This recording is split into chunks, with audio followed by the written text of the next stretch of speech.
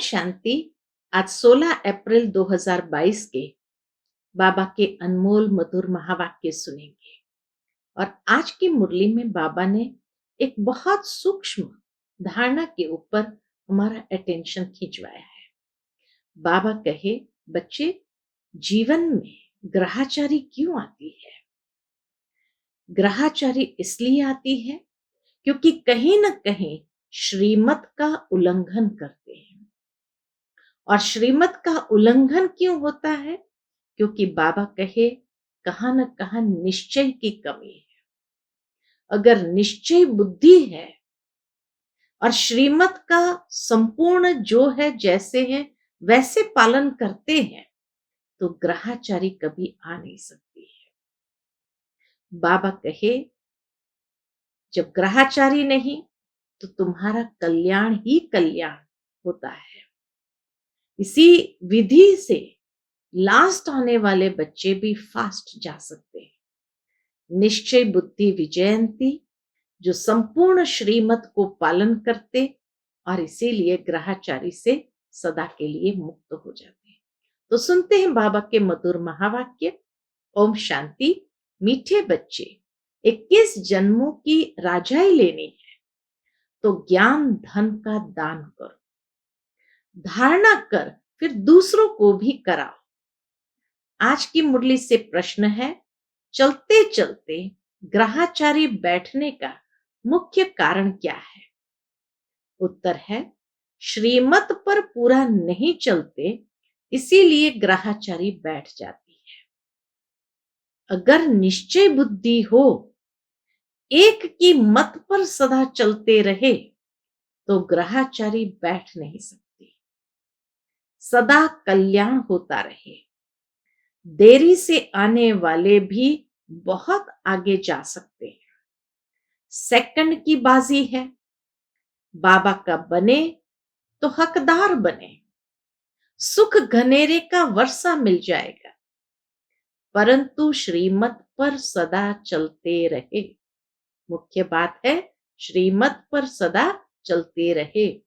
आज की मुरली से पहले गीत बजा है, तू प्यार का सागर है, तेरी एक बूंद के प्यासे। ओम शांति। ओम शांति का अर्थ तो बच्चों को बार बार समझाया गया है। ओम माना अहम आत्मा मम शरीर। बाप कहेंगे, ओम अहम आत्मा सो परमात्मा। उनका शरीर नहीं है, क्योंकि वह तो सबका बाप है। तुम ऐसे नहीं कहेंगे, हम आत्मा सो परमात्मा।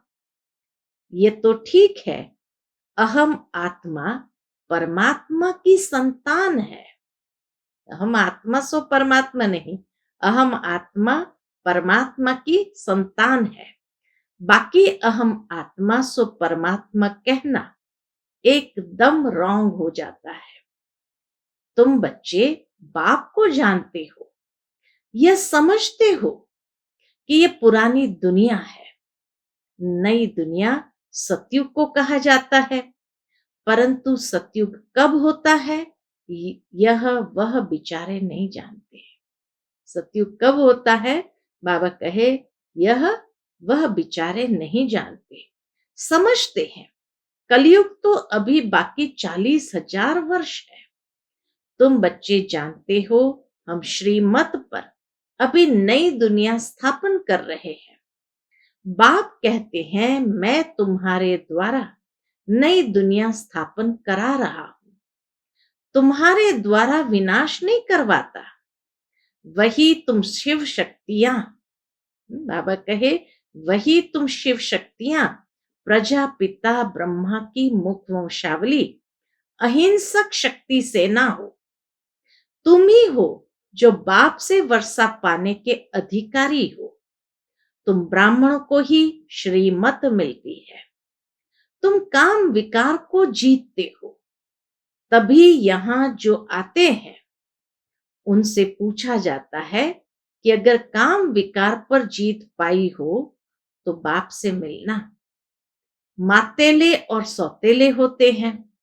मातेले कब विकार में नहीं जा सकते, अभी हमको बाप मिला है जो ज्ञान का सागर है। कृष्ण को ज्ञान का सागर नहीं कहेंगे। शिव बाबा की महिमा और देवताओं की महिमा एकदम अलग है। देवताओं की महिमा है संपूर्ण निर्विकारी। शिव बाबा को कहा जाता है मनुष्य सृष्टि का बीज रूप, सतचित आनंद स्वरूप, ज्ञान का सागर। परमात्मा की महिमा में गाते हैं मनुष्य सृष्टि का बीज रूप, सतचित आनंद स्वरूप, ज्ञान का सागर। यह शरीर पहले जड़ होता है, फिर उनमें जब आत्मा प्रवेश करती है तब चैतन्य बनता है। यह मनुष्य सृष्टि रूपी झाड़ की उत्पत्ति कैसे होती है, यह सिर्फ बाप बीज रूप ही जानते हैं। वह तुमको ज्ञान दे रहे हैं। बाबा कहते हैं तुमको थोड़ा भी ज्ञान देता हूं तो तुम पुरानी दुनिया से नई दुनिया में चले जाते हो। थोड़ा भी ज्ञान प्राप्त हुआ तो जरूर है गति सदगति में चले जाते। उनको ही शिवालय कहा जाता है, शिव बाबा द्वारा स्थापन किया हुआ स्वर्ग, जिसमें चैतन्य देवताएं निवास करते हैं। भक्ति मार्ग में उन्हों को मंदिर में बिठा दिया है। तुम हो सच्चे सच्चे रूहानी ब्राह्मण। तुमको शिव बाबा ने ब्रह्मा द्वारा अपना बनाया है। वह जिस्मानी ब्राह्मण भल कहते हैं कि हम मुख वंशावली है, परंतु फिर भी कह देते ब्राह्मण देवी देवता नमः, क्योंकि समझते हैं कि हम पुजारी ब्राह्मण है, आप पूज्य हो। विकारी ब्राह्मण नमः करते हैं किसको? पवित्र को।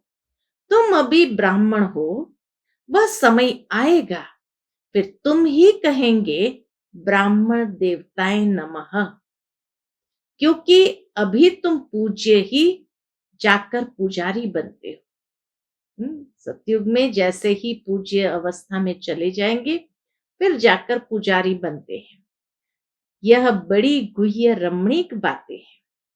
जो श्रीमत पर चलने वाले हैं वह इस रीति धारण कर और करा सकते हैं। जैसे बैरिस्टर सर्जन जितना पढ़ाते हैं उतनी दवाइयां व पॉइंट्स बुद्धि में रहती है। नाम तो वकील होगा, परंतु कोई लखपति और कोई की कुछ भी आमदनी नहीं होगी। यहां भी नंबरवार दान करते हैं तो उनको एवजा मिलता है। तब कहा जाता है धन दिए धन ना कुटे। वहां दान करते तो अल्पकाल के लिए दूसरे जन्म में मिलता है। शाहूकार के घर में जाते हैं, यहां तो 21 जन्म के लिए राजाई के अधिकारी बन जाते हैं। तुमको सब पॉइंट्स भी नोट करने हैं। तुमको कागज पर देख भाषण नहीं करना है। बाबा कहे तुमको कागज पर देख भाषण नहीं करना है, परंतु बुद्धि में रख भाषण करना है। जैसे शिव बाबा ज्ञान का सागर पतित पावन है, ऐसे तुम बच्चों को भी बनना है। एक बच्ची ने लिखा, क्या लिखा कि हमारा बाप टीचर था, आप भी हमारे बाप टीचर हो। वह है हद का, यह है बेहद का। बेहद का बाप बेहद की बातें सुनाता है, हद का बाप हद की बातें सुनाते हैं।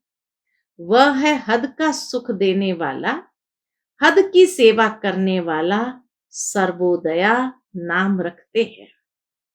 यह भी झूठ। सर्व माना सारी दुनिया पर तो दया नहीं करते। बाप ही है जो सर्व पर दया कर पावन बनाते हैं, तत्वों को भी पावन बनाते हैं। एक ही दुनिया होती है, वही फिर नई सो पुरानी बनती है। भारत ही स्वर्ग था, भारत ही नरक है। ऐसे नहीं बौद्धिक खंड क्रिश्चियन खंड कोई स्वर्ग था। एक बाप ही सबको दुख से छुड़ाने वाला हेवनली गॉड फादर है, लिबरेटर भी है, गाइड भी है। उनको सब याद करते हैं। बाप कहते, बच्चे टाइम बहुत थोड़ा है, अभी देह सहित सबसे बुद्धि योग हटाओ। अब हम अपने बाप के पास ही जाते हैं, फिर आकर राज्य करेंगे। मुख्य हीरो एंड हीरोइन का पार्ट तुम्हारा है। यथा माँ बाप तथा बच्चे सब पुरुषार्थी है। पुरुषार्थ कराने वाला कौन? एक ही परम पिता परमात्मा अति प्यारा है। भक्ति मार्ग में भी उनको याद करते हैं, परंतु उनको जानते नहीं। ऋषि मुनि आदि भी कहते थे, क्या कहते थे? रचता और रचना बेअंत बेअंत है। तो आजकल के गुरु कैसे कहते हम ही परमात्मा है? दिलवाड़ा मंदिर में आदि देव का चित्र है, नीचे काला दिखाते हैं। फिर अचल घर में सोने का रखा है, नीचे तपस्या कर रहे हैं, ऊपर स्वर्ग है। यह है हमारा यादगार। पतितों को पावन बनाते तो संगम हुआ ना। भक्ति मार्ग वाले भी होंगे। बाबा इस शरीर द्वारा अपना जड़ मंदिर यादगार भी दिखाते हैं, समझाते हैं। मैं देखता हूं, तो यह हमारे मददगार बने हुए हैं। बाबा कहे, मैं देखता हूं, यह हमारे मददगार बने हुए हैं। तुम भी अपना यादगार देखो। पहले तुम नहीं जानते थे कि यह हमारा यादगार है, अभी जानते हो। तुम जो पूज्य देवता थे, सो अब पुजारी बने हो। हम सो देवता, हम सो क्षत्रिय, हम सो वैश्य, हम सो शूद्र। हम सो का अर्थ भी तुम ही जानते हो। नई दुनिया सो पुरानी कैसे बनती है? नई बने तब पुरानी का विनाश हो। ब्रह्मा द्वारा स्थापना तो जरूर यहां होनी चाहिए। प्रजा यहां रचते हैं। सूक्ष्म वतन में तो ब्रह्मा अकेला बैठा है। रचना रचकर पूरी की तो फरिश्ता बन गए। तुम हो प्रजापिता ब्रह्मा मुख वंशावली, ब्राह्मण कुलभूषण। बाबा स्मृति दिलाते कि तुम कौन हो? तुम हो प्रजापिता ब्रह्मा मुख वंशावली, ब्राह्मण कुलभूषण। फिर बाबा कहे, सर्वोदया लीडर वास्तव में तुम ही हो। श्रीमत से तुम अपने पर भी दया करते हो, तो सर्व पर भी दया करते हो। श्री श्री शिव बाबा बैठ तुमको श्री बनाते हैं। श्री श्री वास्तव में एक को ही कह सकते हैं। श्री श्री वास्तव में एक को ही कह सकते हैं। पतित पावन सर्व का सदगति दाता एक ही है, बाकी यह है असत्य। जो दुनिया में अपने आप को श्री श्री कहलाते, वह है असत्य, झूठी दुनिया।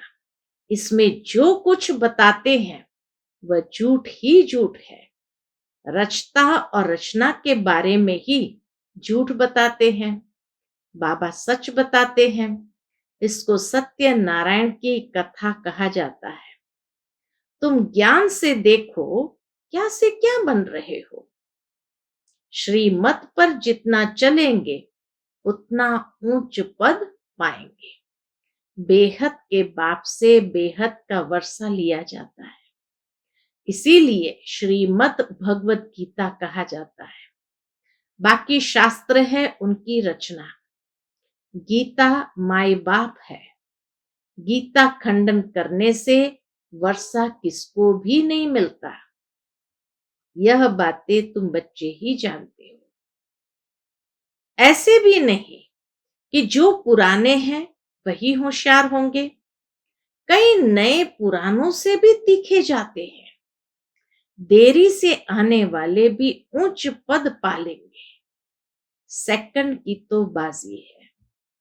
सारा मदार है निश्चय बुद्धि होकर श्रीमत जो है जैसे उसको पालन करना। तो बाबा कहे देरी से आने वाले भी ऊंच पद पालेंगे। सेकंड की तो बाजी है, बाबा का बना और हकदार बना। अगर कोई ठहर नहीं सकते तो बाबा क्या करे? निश्चय बुद्धि हो, श्रीमत पर चले तो बस।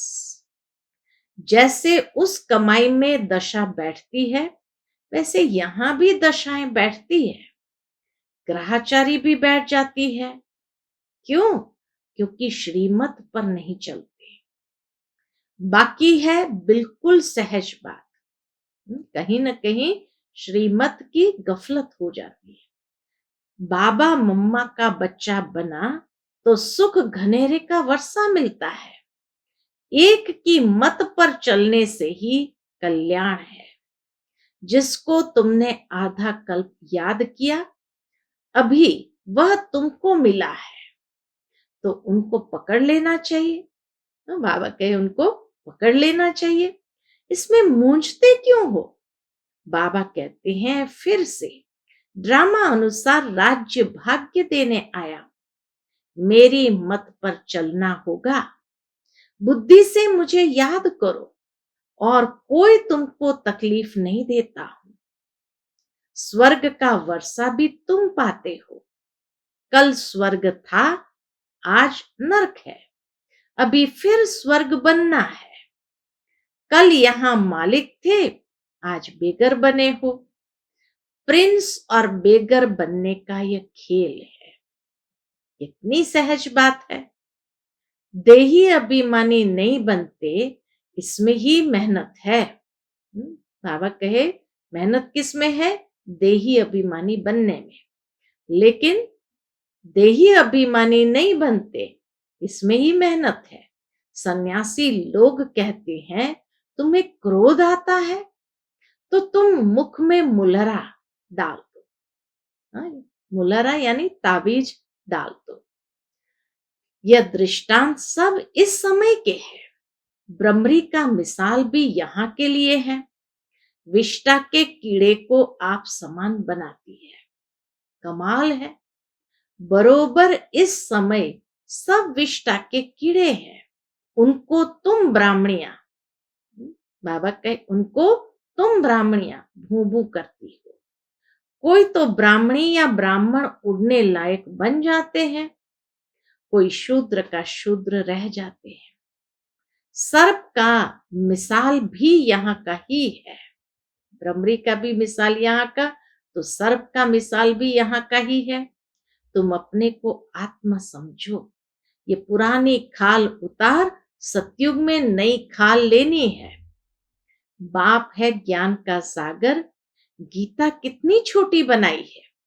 श्लोकों को कंठ कर लेते हैं, सब लोग उन पर फिदा हो जाते हैं। जो व्यक्ति श्लोकों को कंठ कर लेते हैं फिर सब लोग उन पर फिदा हो जाते हैं। गीता पढ़ते पढ़ते कलयुग का अंत आ गया है। सदगति किसको भी नहीं मिलती। तुमको थोड़ा ही ज्ञान देता हूं, तुम स्वर्ग में चले जाते हो। कितना मीठा बनना है, धारणा करनी है, विचार सागर मंथन करना है। दिन में धंधा करो, बहुत कमाई होगी। सवेरे सवेरे आत्मा रिफ्रेश होती है। बार बार अभ्यास करने से आदत पड़ जाएगी। अभी जो करेगा वह ऊंच पद पाएगा। निश्चय बुद्धि विजयंती, संशय बुद्धि विनश्यंती। बेहद का बाप मिला है, इसमें संशय क्यों? इतना बड़ा बेहद का बाप मिला है तो इसमें संशय क्यों? सोचना चाहिए अंदर में। बेहद का बाप मिला है, इसमें संशय क्यों लाओ? शिव बाबा विश्व का मालिक बनाते, उनको क्यों भूलना चाहिए? इन ज्ञान रत्नों से बेड़ा पार होना चाहिए। इन ज्ञान रत्नों से बेड़ा पार होना चाहिए। महादानी बाप तुमको विश्व का मालिक बनाते, ये ज्ञान का एक एक रत्न की वैल्यू क्या है? लाखों रुपए का है। अच्छा, मीठे मीठे सिकिलते बच्चों प्रति माता पिता बाप दादा का याद प्यार और गुड मॉर्निंग। रूहानी बाप की रूहानी बच्चों को नमस्ते। हम सब रूहानी बच्चों की रूहानी माता पिता बाप दादा को याद प्यार, गुड मॉर्निंग और नमस्ते नमस्ते। शुक्रिया बाबा, शुक्रिया। आज की मुरली से धारणा के लिए मुख्य सार है। पहली पॉइंट, श्रीमत पर चलकर अपने ऊपर आप ही दया करनी है। सर्वोदया बन पतित दुनिया को पावन बनाना है। दूसरी पॉइंट, अमृत वेले रूहानी धंधा कर कमाई जमा करनी है। विचार सागर मंथन करना है। देही अभिमानी बनने की मेहनत जरूर करनी है। आज का बाप दादा का मधुर वरदान हम बच्चों के प्रति है। सर्व शक्तियों को ऑर्डर प्रमाण चलाने वाले शक्ति स्वरूप मास्टर रचयिता भव। सर्व शक्तियों को ऑर्डर प्रमाण चलाने वाले शक्ति स्वरूप मास्टर रचयिता भव। जो बच्चे मास्टर सर्वशक्तिमान की अथॉरिटी से शक्तियों को ऑर्डर प्रमाण चलाते हैं तो हर शक्ति रचना के रूप में मास्टर रचयिता के सामने आती है। ऑर्डर किया और हाजिर हो जाती है। तो जो हजूर अर्थात बाप के हर कदम की श्रीमत पर हर समय जी हाजिर व हर आज्ञा में जी हाजिर करते हैं, तो जी हाजिर करने वालों के आगे हर शक्ति भी जी हाजिर व जी मास्टर हजूर करती है। ऐसे ऑर्डर प्रमाण शक्तियों को कार्य में लगाने वाले को ही मास्टर रचयिता कहेंगे। आज का स्लोगन है, सिंपल बन अनेक आत्माओं के लिए सैंपल बनना, यह भी बहुत बड़ी सेवा है। सिंपल बन अनेक आत्माओं के लिए सैंपल बनना, यह भी बहुत बड़ी सेवा है। फिर मातेश्वरी जी के अनमोल महावाक्य, जिसका विषय है डायरेक्ट ईश्वरीय ज्ञान से सफलता। हमें यह जो अविनाशी ज्ञान मिल रहा है, ये डायरेक्ट ज्ञान सागर परमात्मा द्वारा मिल रहा है। इस ज्ञान को हम ईश्वरीय ज्ञान कहते हैं, क्योंकि इस ज्ञान से मनुष्य जन्म जन्मांतर दुख के बंधन से छूट जाते हैं, कर्म बंधन में नहीं आते। इसीलिए ही इस ज्ञान को अविनाशी ज्ञान कहा जाता है। अब यह ज्ञान सिर्फ एक ही अविनाशी परम पिता परमात्मा द्वारा हमें प्राप्त होता है, क्योंकि वह खुद अविनाशी है। बाकी तो सब मनुष्य आत्माएं जन्म मरण के चक्र में आने वाली है।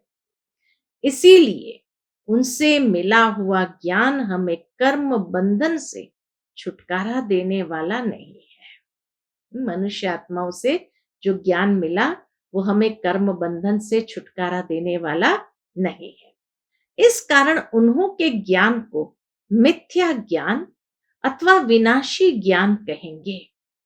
लेकिन ये देवताएं सदा अमर है, क्योंकि इन्होंने अविनाशी परमात्मा द्वारा ये अविनाशी ज्ञान प्राप्त किया है। तो इससे सिद्ध है कि परमात्मा भी एक है, तो उसका ज्ञान भी एक है। इस ज्ञान में दो मुख्य बातें बुद्धि में रखनी है।